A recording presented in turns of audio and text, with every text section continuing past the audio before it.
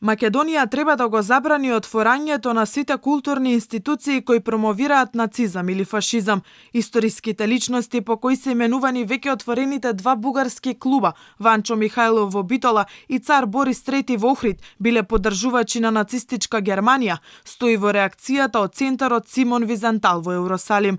Отворањето на бугарските клубови со спорни имиња за македонската историја се слушна до израелската престолнина, од каде со соопштенија даваат поддршка за предлог законските измени на пратеничката Рашела Мизрахи од редовите на ВМРО ДПМН.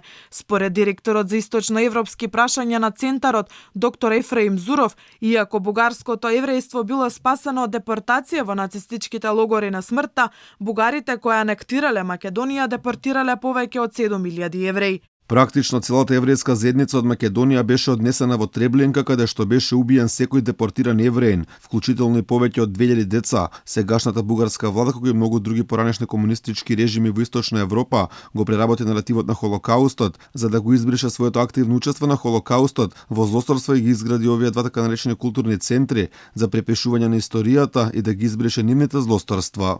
Поддршка за измените во Законот за регистрација на здруженија, предложени од ВМРО ДПМН, со што ќе се стави крај на провокациите од Бугарија, председателот на партијата Христијан Мицкоски очекува и од власта.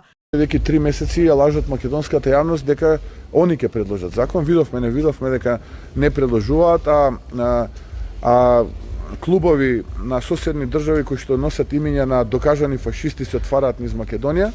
Земавме и ние предложивме, очекуваме поддршка од владата или пак да кажат барем што е тоа што треба да се дополни во тој закон што они не им одговара да го прифатат.